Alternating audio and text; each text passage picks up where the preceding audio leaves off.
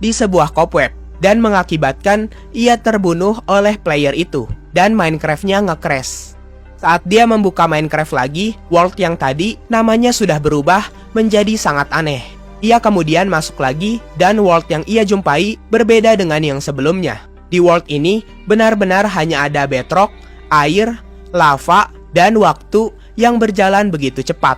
Setelah sampai ke permukaan, tiba-tiba saja Ere Hydaelyn kembali lagi dan lagi-lagi dibarengi suara musik aneh dengan skin yang mengerikan.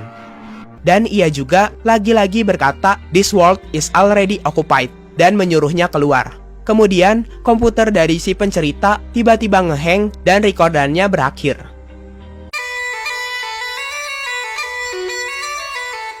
Yang kelima, The Curse Item. Ada dua orang berkawan yang sedang mining tetapi tidak sengaja menemukan sebuah stronghold saat menelusuri sebuah perairan. Meskipun mereka belum memiliki Ender Eye, mereka tetap iseng-iseng menjelajahi stronghold tersebut untuk mengambil loot-loot dari chest stronghold.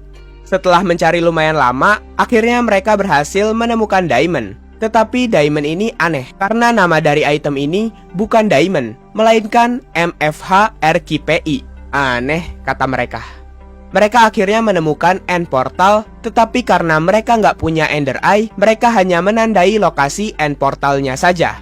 Tapi ternyata setelah mereka menemukan end portal, banyak hal ganjil terjadi. Seperti Minecraft-nya nge-lag, melihat penampakan entity lain, dan suara teriakan orang minta tolong. Suara teriakan ini terdengar seperti help me, tetapi terdistorsi. Entity ini makin lama makin sering mengganggu player ini. Tetapi meskipun begitu, temannya tetap tidak percaya dengan apa yang tokoh utama ini lihat. Sampai temannya yang memegang diamond aneh itu. Ketika temannya yang memegang diamond itu, temannya langsung melihat entity berwarna pink dan hitam yang berkeliaran. Setelah itu, mereka memutuskan untuk berpencar mencari chest-chest lagi. Tapi sayangnya, keputusan itu salah. Dengan berpencar, temannya ini menjadi incaran dari entity Black and Pink dan akhirnya mati. Dan anehnya lagi, di bekas kematiannya hanya ada diamond aneh itu. Kemudian, setelah si tokoh utama mengambil diamond itu, tiba-tiba saja seluruh ruangan di Stronghold berubah menjadi berwarna merah. Dan juga ada entity Black and Pink itu lagi. Ia pun kabur dan melewati arus air yang ia lewati sebelumnya. Tapi ternyata ia masih bisa terserang dengan tiba-tiba ada blok merah yang menjepitnya.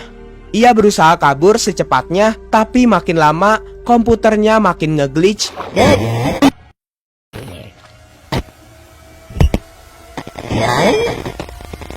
Dan akhirnya ia keluar sendiri dari server tersebut.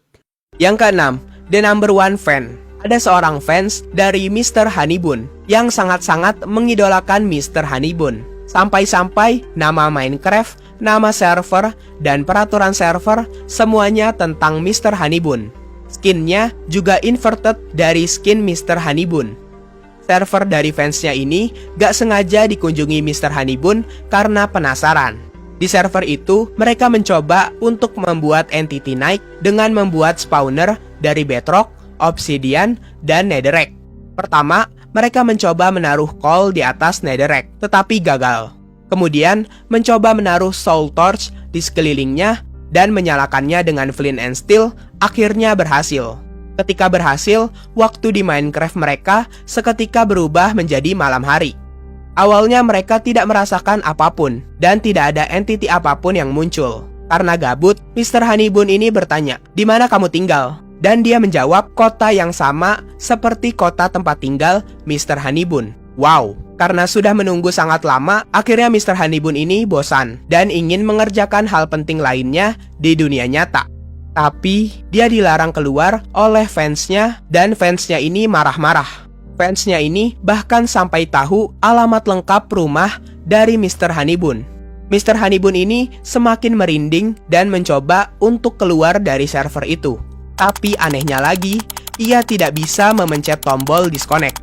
Dan tiba-tiba saja, ia dipindahkan ke sebuah cave yang mengerikan dan di sana, lagi-lagi ia bertemu dengan Ere Haidairla. Mr. Honeyboon ini sempat kaget kenapa fansnya memiliki hubungan dengan Ere Haidairla. Di sana Mr. Honeyboon diberitahu segala hal yang masih ada di pikirannya. Dan setelah diberitahu semuanya, Mr. Honeyboon ini langsung dibunuh.